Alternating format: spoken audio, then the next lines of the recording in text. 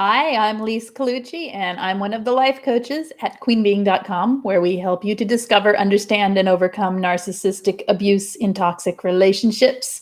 Hi, Christy. Hello. Today, today we're going to talk about emotional safety and emotionally safe people and what emotionally safe relationships look like, and then kind of contrast it with the known toxic relationship issues. So we can see what we're looking for. Hello, Karina. How are you? Okay, so first off, if you want text notifications of my going live, text me at 33222. Put the word Lise Live, Liselive, in the text send, and I will text you. That's the only text you'll receive from me. It'll be about 5 to 10 minutes prior to my going live every time. So you get notifications that way. Hit subscribe here so you can get notifications through YouTube as well. Hit the thumbs up if you like these videos, and we'll get started here with talking about emotional safety. All right. And I want to say also, if you are looking for help for narcissistic abuse recovery, head over to queenbeing.com, where there's tons and tons and tons of information. If you are on here, you probably are already there. And if you're first time seeing it, head over there, queenbeing.com, and check it out. Lots of information. Everything is there. And any information on coaching is over there as well. And if you need information on group coaching, check out below in the main description of every video. There is a link to the group coaching. All right. So let's get started. If you want to know your own power and overcome toxic abuse, hit subscribe and let's get going on this journey together. Hello, Belle and Fancy Sprinkles and Karina and Christy. It's evening there. It's dark. Excellent. It's going to be soon here. It's raining and dark here. Okay. So emotional safety. What is it? What does it look like in a relationship? Hi, Paula.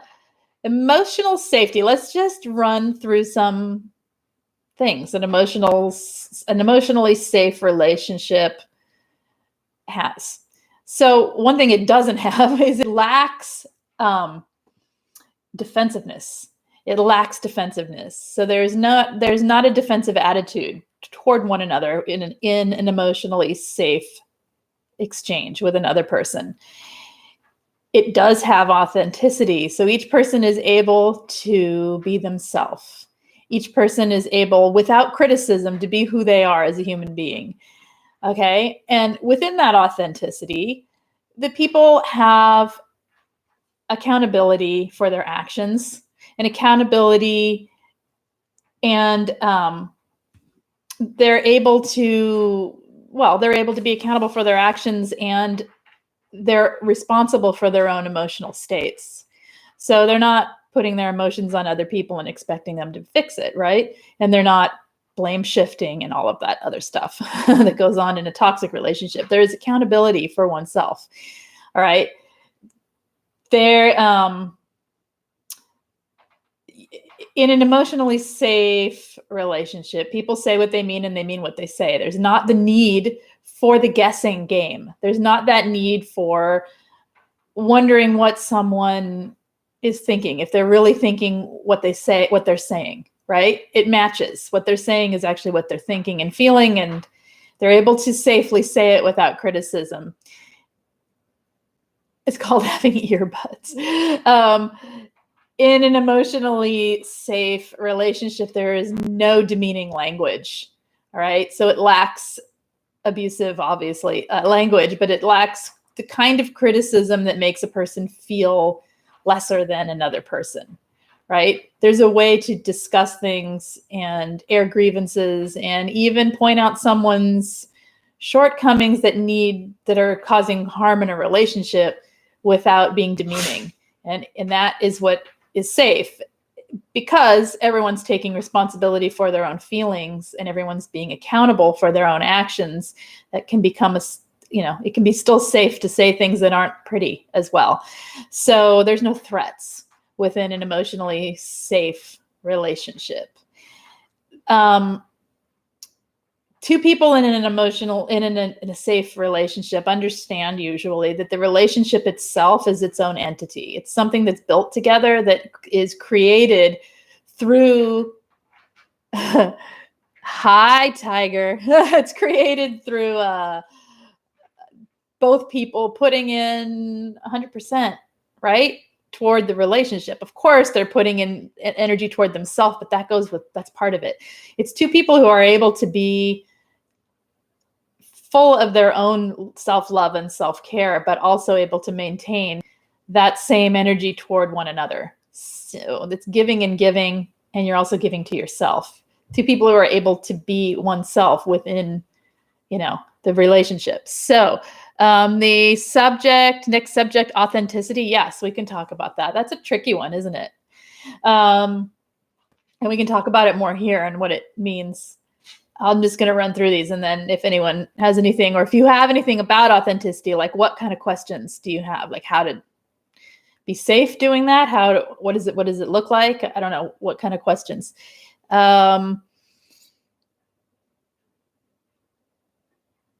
Okay, everyone's saying hi, Angela and Paula and Belle. Yeah. Okay. All right, so what else? We have, it's important in emotionally safe relationships that each person has room to grow, that you give each other room to grow. So if someone is not giving you room to grow, there's something going on that's not healthy within that relationship, that there's room for each person to evolve, even though they're in a relationship, right? Instead of it becoming 100% about the other person. Does that make sense? At the same time, being one another's cheerleader is as useful and helpful in an emotionally safe relationship. There are no demands in the sense of holding one another emotionally hostage. So, yeah, today is emotional safety. Is that what you're asking? Next subject? Or are you asking if next time we can do authenticity? I don't know. All right. Yeah. In an emotionally safe relationship, people are one another's allies, not adversaries. Okay. The competition is not present like it is in a toxic relationship where you're always feeling like they don't have your back and they're not your ally, they're against you, right? So a willingness, going back to being accountable, emotionally safe relationships, there is willingness to break unhealthy, destructive, or toxic, or dysfunctional habits and patterns within the relationship. There's a willingness to be wrong. There's a willingness to fix things, right? This is all what we wanted, right? All along, right? Emotionally safe for people, listen, and emotionally safe people pay honest attention to one another, not always waiting to say their next thing so that they can be right, but actually listen to the other person with respect and courtesy. They speak with respect and courtesy. So those are just a few things that are present in emotionally safe relationships. And then I'm going to go back a bit. Hang on, I have to find it. And we're going to talk more about this stuff, like the verses. Okay. What are you guys saying here? You love the last video on codependency. Super. Oh, good. Excellent. I'm getting through one day at a time. Good. I'm a fixer. I love when people are happy and laugh. And how can you do that without being codependent, right? That going back to yesterday's topic, because that's not a bad thing in you. That's a beautiful thing in you, but it also has to be done with boundaries and safety for yourself, right? Okay. Authentic behavior. I find most people fear being their true authentic self, even when they're not a narcissistic personality disorder. Pretense to like or be interested in you as a person just to seem engaged. Yes. I think we aren't taught to be that it's safe to be authentic. You are authentically yourself. People look at you kind of weird. Like, what is wrong with you? Because you don't fit into the box when you're being authentically yourself, right? I don't fit in. I don't know. Should ask. I don't think she's on here. I just had a visit from someone I've known for a while who knows me from here and from Spain, and I've known her for over a year, and I'm curious how I come across, if I'm like, how authentic I'm being here, right? I'm curious how much of that is how I am in person. You just don't know. That's the other thing about authenticity. It's really hard to tell when you're actually being yourself. You know what I mean? Like, it's really hard to tell when I'm being comfortable enough to be myself. I feel like I'm being myself, but of course there's the pretense of, like, there's the pretense of a camera on me, and I'm not actually talking to people. I am when I'm talking to like a whole bunch of you, but I can't see you. And so it feels really weird. Anyway, it does take emotional awareness. It takes emotional awareness. It takes self-awareness. It takes also letting go of all that, letting go of worrying about stuff and assuming other people's thoughts about you. It takes like letting go of the fear and the guard that we keep up, right? But when is it safe to do that? Well, that's the question. You're starting to feel an anxiety attack coming on, thinking about how there was no emotional safety with the ex-narcissist. Yeah, because emotionally unsafe people create anxiety. That is an absolute 100% accurate thing that you can trust in yourself, Christy, that your body, mind, and emotions, and all of you is fully aware of what isn't okay. And you can trust that in yourself to know that you're able to discern what isn't safe. Because when you have that feeling that's coming on, that anxiety that you're feeling, and you have it around someone else, something's up. And that's not safe, and you get out. So this is why looking at what is safe, so that when you're looking for new people in your life, or evaluating the relationships that you have in your life, that you have something to go by. Because that's your something's wrong-o-meter, right? The anxiety that you're feeling. So some deep breaths now. Are you out of that? You said with the ex-narc, so he's not there, she is not there. So take a deep breath and realize you're safe. You're triggered, but you're safe. And you're not in the abuse right now. You're just remembering it. And it's totally normal to feel anxiety thinking about it. So the whole point of thinking about it isn't to make you feel bad. It's to help you see the difference and know what you're looking for when you're talking to other people, or when you're talking to the people who are in your life, right? Okay. And they are awful. They're awful. Whenever you think about him, you feel that way, just try some exercises. It's your body telling you that he was really wrong, that he was really bad for you. And I have like this crazy hair in my eye. And did I get it? No. Okay. Like the curls, one thing in there. Okay. I'm just going to blink a lot. Okay. Anyway, Christy, yeah, when you're having an anxiety attack like that, remind yourself you're safe. Number one, you're safe. You're not in it. This isn't actually happening. This is just an echo of the trauma. This is a trigger. And whatever coping skills you have to calm down, that's when you start using them. Move that adrenaline out of your body, whatever you need to do. Stomp your feet, run around the room, whatever. Do a couple push-ups, something. Anyway, yeah. Okay, what are we saying here? It's like I can trust these people with my fears as we perceive what will or may happen if they used against us. Oh, judgment. You fear the judgment when you're being authentic. Is that what you're saying? Paula? Okay. Do jumping jacks for anxiety. Exactly. Calisthenics for anxiety. but at the same time, breathing and knowing you're safe. You got to tell your mind, just give it somewhere to go. I'm okay, safe. All right. Okay, so let's talk more about this. I did this a while ago. I'm going to go over notes I have from a stream I did a while ago on emotional safety, because I think it's important to talk about every now and then. So, emotionally unsafe people, they don't admit when they're wrong, right? Labels aside, this is just emotional unsafe. They're defensive. You see how defensive was at the top of both lists? Emotionally safe, not defensive. You don't need to be defensive. You can be authentically yourself without defending yourself all the time. And you're not met with a wall of defensiveness in everything you say as being critiqued and criticized. So emotionally unsafe people are defensive. They are self-righteous. They give a lot of empty apologies. This is sounding familiar, right? They avoid their issues. They push accountability onto other people and project, right?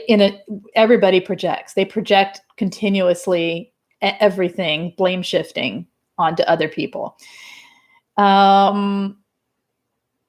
They have shallow flattery. The shallow flattery of an emotionally safe person. They're trying to get something from you by giving you a piece of flattery that makes you feel good for a second. They demand your trust. They have done nothing to earn it, but they demand it. That's emotionally unsafe. Okay. They cross boundaries. They push boundaries. They don't even see the boundaries. And I think often they love the boundaries so that they can then push them and see how far they can get you to go. Because then it makes you theirs, right? They lie, and there is no personal growth. It may look like there's little bits of personal growth, but there's no real personal growth. What are boundaries? Right. What are boundaries? Boundaries are things to push hard against. That's what they are in their world. Okay. Hi, T-Berry. I cannot wait to listen to yesterday's topic. I'm so codependent. Excellent. If you have any questions, leave them in the comment section so that I can either do a follow-up video if there's lots of questions or answer you there. Okay. Hi, Nikki Ann. What are we talking about? I find myself playing mind games with people more because of the narcissistic relationship. Say more about that. What do you mean? You made me do it. Right. Okay. So Nikki Ann says they need us to trust them when we shouldn't, but they don't trust us. Exactly. It has nothing to do with you trusting them. They demand your trusting. They demand that you trust them. That's right. At least mine didn't trust me. He had a distrustful relationship with his mother too. No, they don't trust anyone because they have to construct and control everything. So how can they trust anyone else to be on the same wavelength? They can't. They don't. Well, no one is. No one's as good as them anyway. So, all right. I'm at work. I'm hated now. Why? Because I say what I think with truth. No, it's not what most people like to hear. Why lie? I never get that. And forget your personality type, your Myers-Briggs. Do you know, Paula? Because sometimes there's this like awkward time of learning to be authentic and say whatever the heck we think, say as we are, who we are, from where we are. And then there is refining it so that you're still being authentic, but not abrasive and abrasive to other people, right? Unless you don't care. Some people don't care, and some people do. So, like sometimes it's listening to ourselves and finding a way to say something that is 100% like what you're feeling, and changing the words just enough, or having a different language is having a different way of saying something that isn't quite as abrasive, but still has the same intent and the same purpose. Does that make sense? All right. Happy Parasite-Free Tuesday. Every day is a parasite-free happy day, right? Okay. That's to Daniel. Suggestion, Lise. We were so all over the place yesterday. Difficult staying on topic. I believe doing codependency again would be helpful. Sure. In fact, give me some ideas for what about codependency by going back to that video, if you don't mind, and putting comments in, and I will do a second one and tailor it a little more specifically. How's that? All right. I don't know. Unfortunately, I am abrasive as I find people cowardly. Oh, interesting. You don't know what your personality type is. if you ever feel like doing the test, I'm really curious because there is a certain type, and I'm not going to say what it is. There is a certain type that can come across quite abrasively without meaning to, simply because they see the big picture, they see the issue, they don't understand why no one else can see it because they see it so clearly. They're highly intuitive, and they just say it. Because why not? Because it's like an elephant in the room, right? Everyone sees it. No one's saying anything about it. Why not just say it? And so we can learn INSJ. I don't know any INSJs. Interesting. That's Danielle. Okay. Yeah. So if you ever, let me know if you find out what it is, Paula, because I'm curious if you are that particular type, and if not, then what? And maybe it's something else. Because people that are that have that, or even you, like you have it, doesn't matter what your type is. Sometimes it's finding the right language. Like instead of saying, I mean, I don't know how you say things, so I can't speak to it directly, but I'm trying to think of an example. Well, it's like taking the bluntness, and you don't have to sugarcoat it, but it's saying it in a way that is emotionally safe for other people. Does that make sense? Where it doesn't feel like a criticism. It's tricky. You feel you're the only one who sees it. You probably are exactly what I think you are, which is great. Okay. Like no one wants to jump through the fire, right? I get it. Yeah. But you see that then sometimes, like, it really can be our responsibility to say it in a way, kind of responsibility, because we don't want to go around being offensive just because no one else can see it, right? Why take responsibility? Well, I guess it doesn't matter if you don't care if everyone's mad at you. Then who cares? Because it's easier to, well, my experience with it is it's easier to be heard respectfully. It's why so lame? It's easier to be heard and to be it's like, so like, what's the point of saying it? If the point of saying it is to be heard, is to point something out, then you want people to be able to hear you. Once people put the defense up that you're just what's the matter with you? You just why she say it like that? Right? Then no one's hearing you. So if the point is to be heard, then sometimes it can be useful to make minor tweaks in the language. For instance, telling someone what you need to do is, okay, Paula, what you need to do is, it's a lot easier. It's a lot easier to be heard for me and for you to hear it if I say, hey, Paula, you know what I find useful? Or hey, Paula, I wonder if it would be helpful if. Does that make sense? It's not me sugarcoating it, and it's not me talking down to you, and it's not me changing my authenticity. It's just switching the words so that they can hear it. And so you're heard. Anyway, that's a good one. Okay, let's see. Do I think that the Jeannie's asked me, do I think that Myers-Briggs score would change after a relationship with a narcissist? I don't know. I think yes, if you are close to a midline for a particular type, I think, or a particular attribute. So if you're like I'm a 50-50 INFJ, INFP. So I don't know which I am. I'm both, right? But I think definitely when I was younger and I had way more trauma that I was dealing with, and I had didn't have the tools and the language and all of my coping skills and my defense mechanisms were up high. I was way more INFJ. I was way higher on the introvert and way higher on the judging. And I think that has shifted just ever so many points to where now I'm 50-50, almost on the E and almost on the EI and the PJ. So yeah, I think those can shift. I don't know. I don't know the actual answer. That's my own experience with it. Nikki, Ann, I had that problem. I've gotten a hold of it now. Yes, I realized I felt unheard in general. So Forcefully said my opinion. Maybe I was scared of being controlled again. What's your type? Do you know, Nikki Ann? Yeah. Okay. INFPs, INFJ, ENFP. All the fun empaths. Okay. ISFJ. ISFJ. That is the. No. I can't remember. I have to look that one up. All right.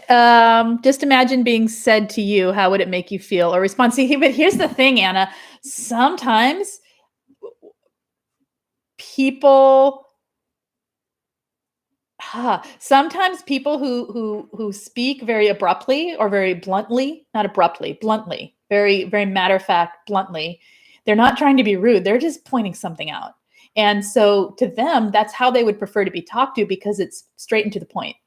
Because big picture thinkers don't like to hear all the la la la la la la la la la that's going on. They don't want to hear all that. They want to just tell me what it is, just to the point. And so it could be that someone who speaks that speaks in a more blunt tone or a blunt way with people that is getting this reaction of people feeling criticized or like prickly or whatever. It's just that they have a different style, all right? and we're not used to hearing bluntness, but some people like it. So sometimes people are saying it that way because that's how they'd rather someone deliver it to them. Okay, let's see. And sometimes it's a matter of what you're saying, being a little more mindful of other people's how you'd want to hear it. All right, so we talked about unsafe, some of the unsafe patterns in toxic relationships, toxic people. What am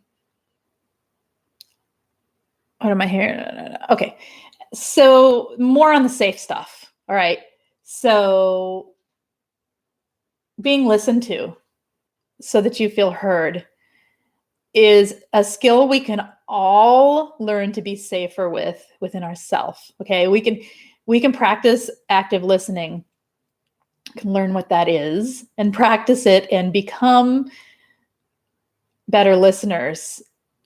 As you do that for yourself, as you learn to be a better listener, a quieter listener. And what I mean by that is listening without waiting for your turn to talk, listening without the need to respond right away, which that's not active listening. I forget what they call that. It's like one level up. It's still great listening. It's what friends do, right? We're like, oh, la, la, la, la. Like, but really, truly, safe in a relationship type of listening is a deep listening. It's an active listening so that it's like a stillness. It's like, I can't describe it. If we were working in coaching, you'd see it happen, but I can't active listen to the, right. I try, but it doesn't quite come across the same.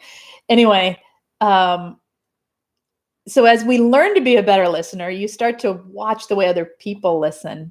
And sometimes you find amazing things in people that they really are good listeners. And you can explain why, because you do it, you practice it yourself. Anyway, so as we become safer to others through doing things like this, we can start to recognize it in others. Does that make sense? All right, Lise, I got what you're saying. It's comparable to someone with autism. Their bluntness is not intended as an insult. Similar. Yeah, it's just like certain personality types and certain people, regardless of personality, well, not regardless of, but as well as, are just, it's like you see, everyone sees it. Everyone knows that there's a giant elephant in the room. No one's going to say anything about it. Why talk about everything around the elephant? Why not just say elephant? It's here. It's right there. Like, what is wrong with you? Can't you see that this is going? Of course you see this is going on. So instead of all this blah, blah, blah, they just bluntly say it, because the big picture thinker has already seen it all, boiled it down, and come to the conclusion that the elephant's actually in the room. Everyone else is kind of, oh, look, there's some gray object in the corner and I don't know what it is. And they're like, they're not looking. And so the bluntness comes out. It's like exasperating to be a big picture thinker. I'm a super big picture thinker, and I have had to learn to tone down that kind of blunt. You guys, Can't anyone see this? I've gotten myself into tremendous issues with this particular thing in my life in the past when I was young. Not anymore. Now I'm just chill and go whatever. You don't see it, you don't see it. It's your elephant. Okay. I have totally been working on my listening skills, not my strongest suit. It's a tough one, isn't it? Especially if you're excitable and you like to talk. But it's great. Listening skills can help you not only listen, they can help you pay attention. They can help you notice this isn't a very safe situation. You feel it differently when you're actually active listening than when you're totally engaging in reaction to things. So, and then you can also feel, wow, this is really safe. That person hears me. That's cool. I'm here. That's good. All right. Right. Okay. Nikki. And I am 2. My trauma therapist has me working on responding. Then reacting comes from our childhood programming. I try listening without taking it personally now. Isn't that an interesting one? Not taking things personally. That's kind of the defensiveness. It's the opposite end of it, right? The not being so defensive. When you take something personally, you're becoming unsafe to someone else because you're being defensive, right? You're being defensive and you've entered a situation defensively through taking it personally just because they went, you don't know what they're thinking. They could be like, oh God, my stomach really hurts, or I'm really tired, or it doesn't have, it most of the time has nothing to do with you. And if it does have to do with you, that they're either just not expressing themselves well in that moment, or there's some underlying thing that is about them that needs to be looked at, right? It's not about you. Unless someone is willing to tell you, hey, you know what? I really want you to get to the point. I'm really tired today. It's not you. I'm just exhausted. Can you get to the point? Okay. Then you can have a conversation. You know what I'm saying? And so, but instead we take it all personal when they haven't even said anything. Or if they do, we take the tone personal, right? So letting all that go, those expectations, you were a scapegoat. Exactly. Totally get it. Yeah. Yeah. It's tricky. Defensiveness is part of our training and conditioning. Yes, it is. We have to constantly defend our honor as a kid of a narcissistic parent, constantly projecting on you and blaming you, especially as a scapegoat. Totally get it. We do. So it's learning new patternings for what you want for your life versus the patternings that were taught to you. What do happy, safe people do? Look at other patterns. Look at people who haven't had that. How do they behave? They don't really take it personal. If someone's being terrible, they just kind of walk away. They don't engage with it, right? Of course they get annoyed and mad and upset and, these things happen, but they can let it go instead of jumping on the defensive and defending themselves when it's not necessary. So sometimes it's necessary, but not as necessary as we think it is, right? And all the time. You see this in survivors a lot, and it's where we become the toxic ones a little bit, not intentionally, not in the way a narcissist is, and not in the intended way to hurt someone, but we become unsafe for other people in a sense if we're not working on, like you are, obviously, trying to fix these things so that we are thriving, right? We don't need to live our life in defensiveness, not just because it hurts us, but because it hurts our relationships, right? So you just did the test. What is it? ISFP. ISFP. Oh, ISFP. That is the adventurer. Is that right? Am I right? Help me out here because I don't have it in front of me. I think it's the adventurer. Yes, the bluntness. Yes. Okay. Not the one I thought it was, but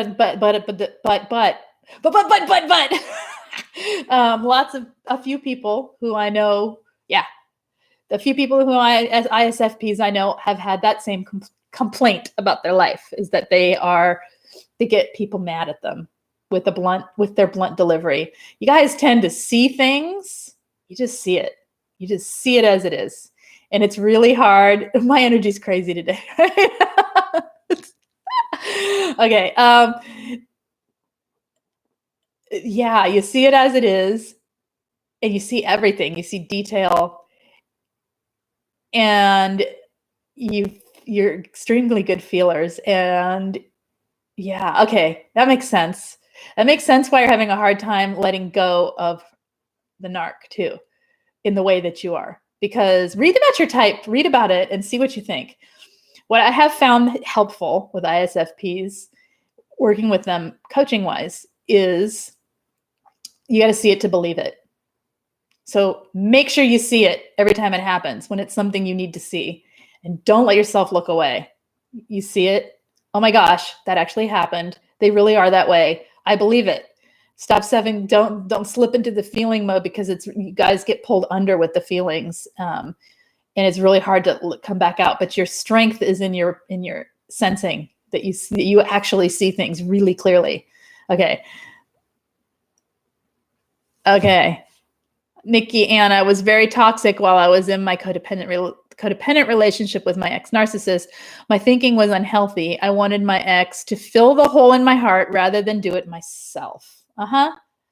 Right. And they can't, because they're black holes, right? They just suck the energy. Oh, I'm glad I'm making you smile. I kind of startle people sometimes with that. Okay, let's see. So let's keep going. I gotta pull this a little closer to the face here, because I can't read the writing.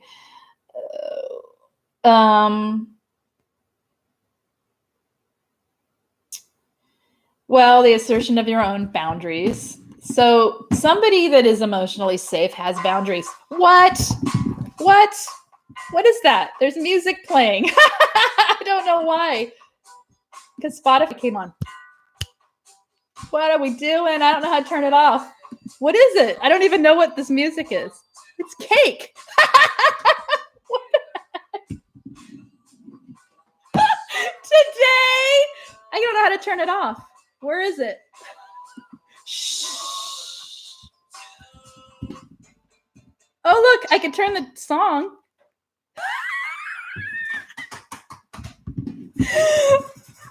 I didn't know why that was playing or how that got on.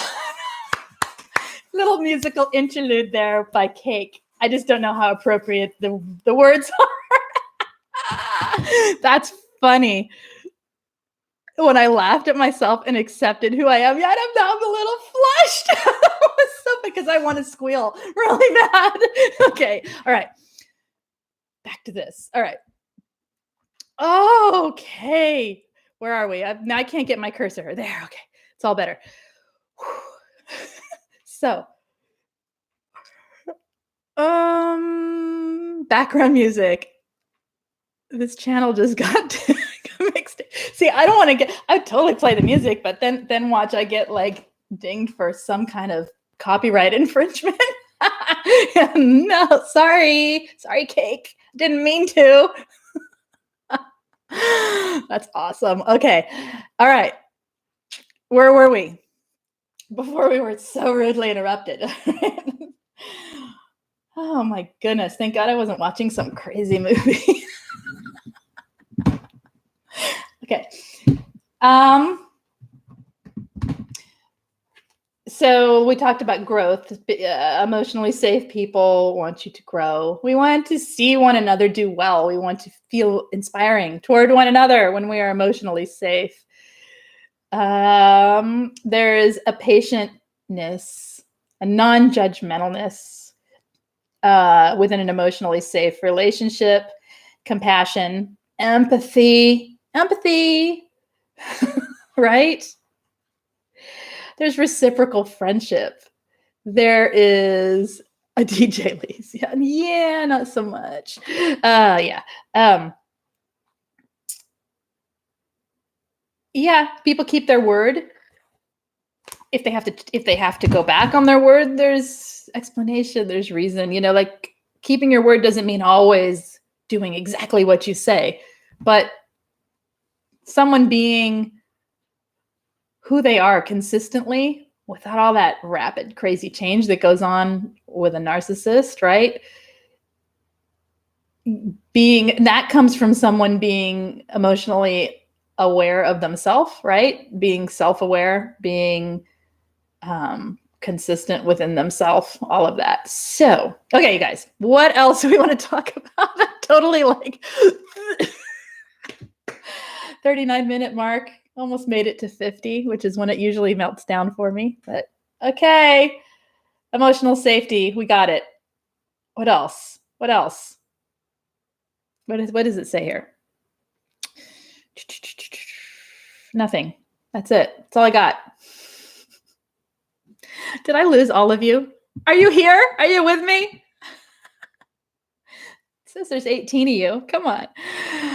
Okay, example. That's me. What's an example? What example? Tell me. I think I think I'm delayed. Okay, good. You're here. So what else do you want to talk about? Anyone have anything going on that they want to talk about? Because I think we've done this. We've done this emotional safety. We can see where we can work within ourselves to be more emotionally safe for other people, and where we can be looking toward things that are much, much safer than toxic people in our life when we're allowing other people in our life and the relationships that we have right now. Anyone taken the predictive index? My report was completely different than expected. And my Myers-Briggs, I think, wouldn't have scored this way before abuse. No. How do we build tolerance? Grace is asking, how do we build tolerance for connection after all of this? Do you suggest any steps in addition to emotional literacy? What do you mean tolerance for connection? I'm not clear what you mean, Grace. How do we build tolerance for connection? Say a little bit more about that, what that phrase is to you, and I will answer that. I understand the rest of it. Simone rolled her eyes at me and said, I know you don't like me. Yeah. Uh-huh. I believe not following through can also be lack of emotional intelligence. It can be. Sometimes it just happens. Sometimes we just gotta, do nothing and not we slack, right? But regularly and continuously, no, that's not okay. I'm waiting to see what Grace says because I like that question. I'm just not sure. Okay, it seems like connection is just not worth it. Okay, but it also seems like a stunted thought process. For me, I don't know. Let's see. It's about finding connection in life that isn't, besides emotional literacy, of course. Okay, finding connections in life that don't have to do with other people are useful. Finding where I connect, like this is me personally, where I connect with life itself, where I connect with nature, where I connect with the experiences that I'm having. When I'm with other people, it's letting them in through, number one, being myself, and number two, not having expectations on them. When I don't have an expectation or a need from someone else, the connection's different. Then I just seeing them for how they are and who they are. And I enjoy that connection. When they're able to connect back, then it's even more beautiful, right? When they're able to look you in the eyes and then have an exchange that is kind of honest, you can feel it, right? It's not usually in the big extreme things. It's usually in little things, at least for me. It keeps it from being not worth it because it's not about a big giant, I'm really speaking off the cuff here. That's why I'm looking all over there. I'm trying to think, I'm trying to recall what it feels like. What are you saying? Yes, if I continue to thrive in connecting to things, will it naturally lead to connecting with people? I don't know. I think you have to practice with people as well. It's choosing emotionally safe people for sure. What does connection mean to you with another person? Let me ask you that. What does it mean for you to connect to someone? Like, what is that even? To me, it is, it's not about what I thought it was. Okay. I used to think it was about somebody loving and taking interest, and it was all it was all stuff. It was all people's filling that hole that we were talking about before.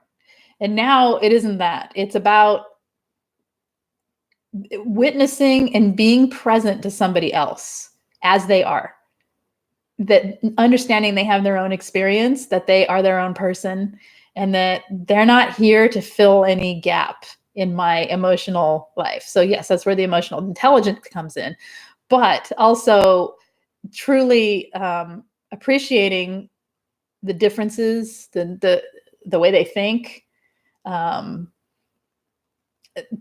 To me, that's where the places of connection are. Sometimes it's in doing something with someone else, like taking a walk or whatever, and noticing things together, right? You're not connecting to one another so intensely, but you're connecting through experience to of things around you.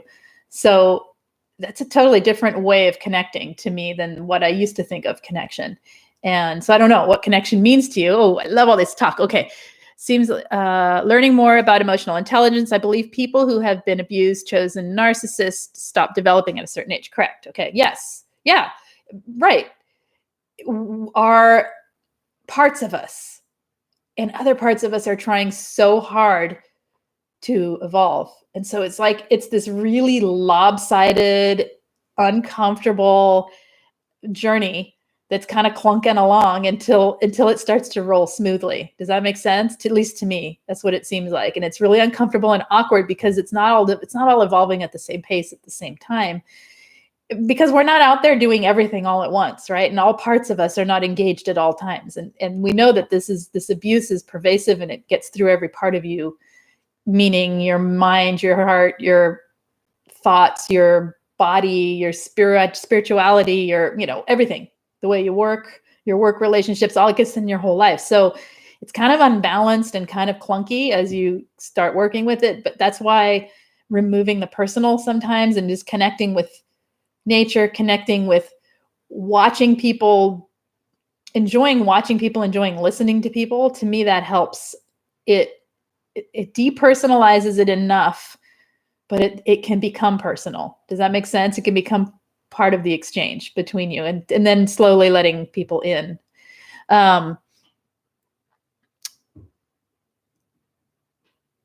Maybe reconnecting with people comes with time throughout the healing process. Yes, for sure. That's true. Connection to me is affection, talking about personal experiences, and making memories. Okay. Well, right now we're making memories, right? So there's connection now. You see what I'm saying? Like, it's totally safe.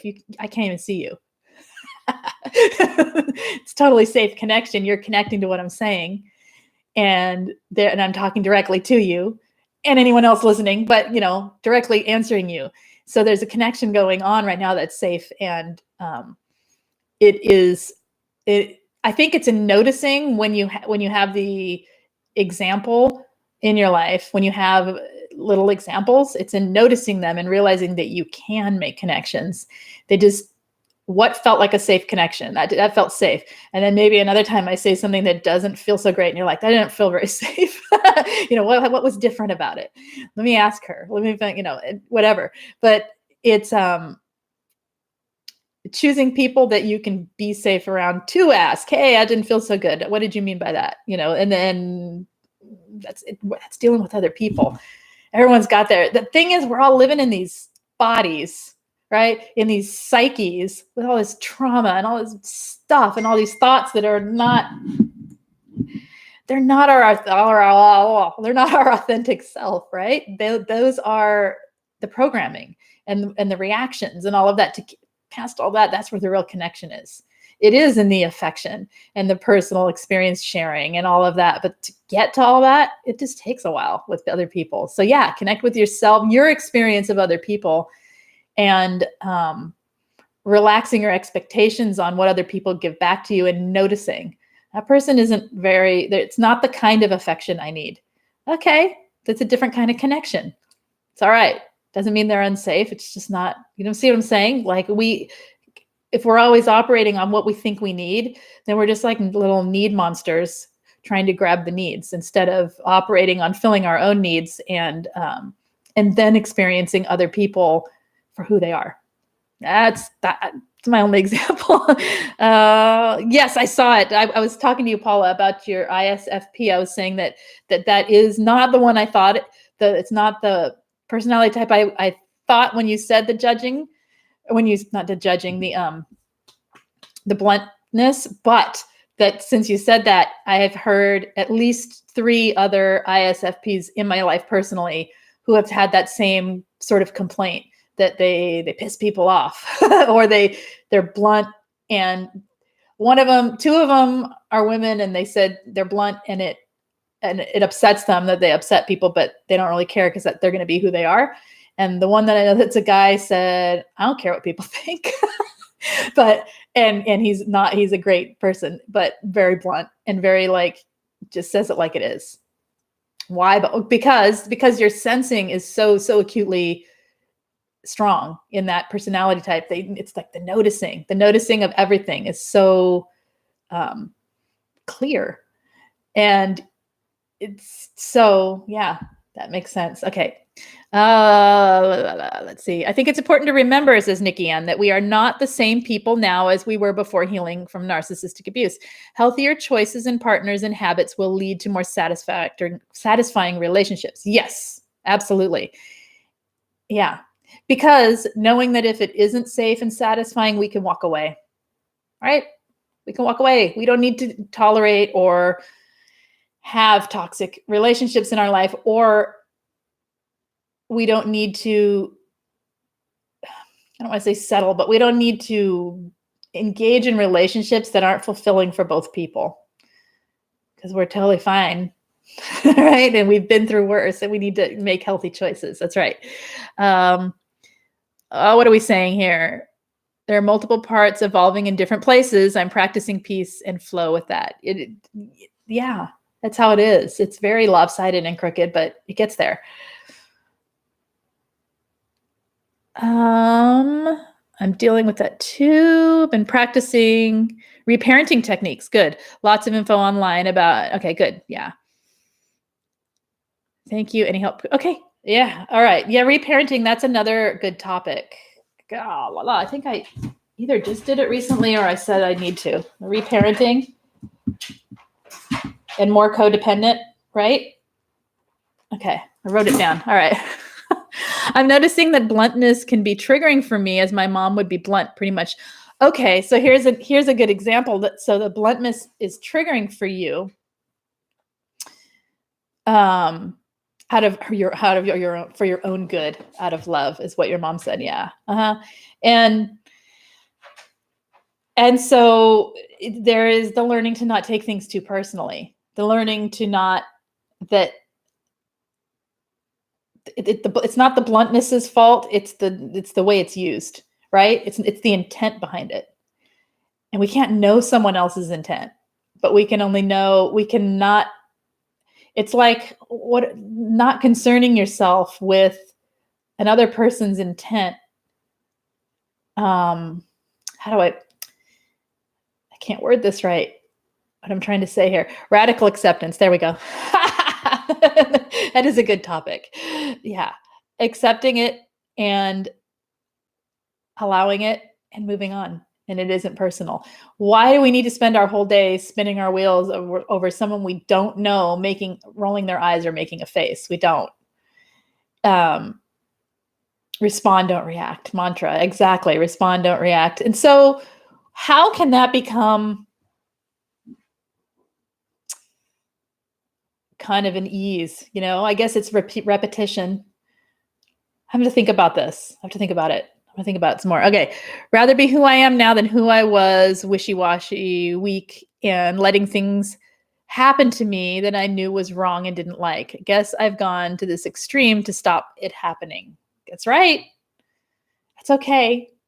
So I don't know. It might be a matter, Paula, of questioning yourself, like, oh, so-and-so at work is really annoyed with me because I said that thing. And then so-and-so is annoyed with me because I said that thing. How did I say those things? What did I say? Okay, I said this. That's true. That's the truth. Wait, I probably could have. I used a should statement. You should do this. Okay, let's take out the should statements. Maybe I don't know you. I don't know how you're speaking and what you're saying that is so blunt. But truthfully, without telling people what to do or how to do it. Does that make sense? And then the bluntness is just bluntness. and people will learn to appreciate you for it. Right? Authentic connection comes when you aren't feel fearful to show who you truly are. That's right. And when you can allow someone else to be who they truly are without assuming their intent, without defensiveness, without all the stuff that we have, the wall we have to put up to keep ourselves safe when we know we're safe, right? So it's really important to pay attention to whether people are safe or not, so that you aren't offering authentic connection to unhealthy, toxic people, right? Because that's not good for you. All right. I've seen change since you arrived here. You are growing and changing. Yes, you are. Okay, Paula. So what causes someone to become hypervigilant and judging every movement or action from a distance? From narcissistic abuse, what causes it is because we have to second guess the intention of the narcissist, because they have set the way they set things up. They don't say what they mean and mean what they say. And that is, like I said earlier on, that's one of the key points that safe people do. If I'm saying something to you, it's what I mean. And what I mean is what I'm saying. So it is that bluntness you're talking about. It's the truthfulness that's coming out. But we, from toxic narcissistic people, we didn't experience that. We experienced them saying one thing and then the duplicity of it, right? Them meaning something else. And always the covert intent, always something sinister, right? So that's what causes hypervigilance in that regard. And then we think everyone does it because if we couldn't trust them, the person that was in our home, who can we trust, right? So, okay. Hey, Anastasia.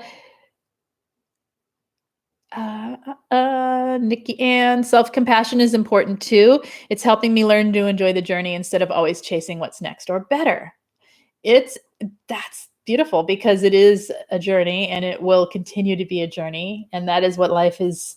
That's what it is, right? That's how if you start enjoying what you can enjoy about it, it's not all enjoyable, but the parts you can enjoy, then you start growing that part too. And you learn to enjoy that when that struggle comes in and it gets a little tough, and then you can push past it and learn something new about yourself and grow, then it can become enjoyable.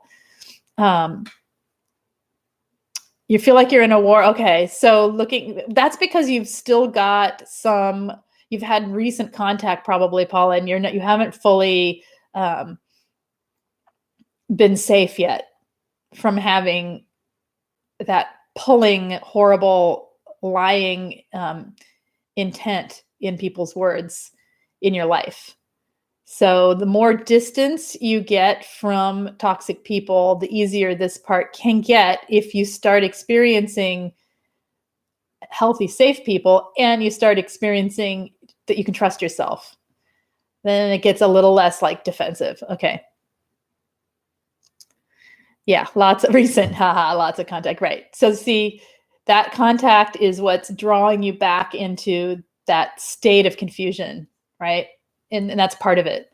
You have to be defensive because you can't trust that relationship ever. You never can. You're never going to be able to trust that as it's never going to be a safe haven, right? It's never going to be that cozy, safe spot. Never. So, of course, makes sense. Okay. What are we saying here? I think that's it. You guys, I think we're at an hour. I think we're going to stop. I think we'll be here on tomorrow's Wednesday. Not tomorrow. I'll see you Thursday. We'll talk about some other stuff. If there are a lot of comments on the codependent one from the other day, I'll do a second one this week. Otherwise, I'll try to think of more around it or more specifically. If you guys have any specifics on that you want me to talk about, please leave it, because I will have to make it up otherwise, right? I don't know what specifics you need. And whatever you need, that's what I'll talk. All right. Hypervigilance is one thing I haven't been able to put a dent in healing. I worry I'll never be normal again. Well, that takes time. And hypervigilance, the anxiety that comes from having narcissists in our life. It takes time.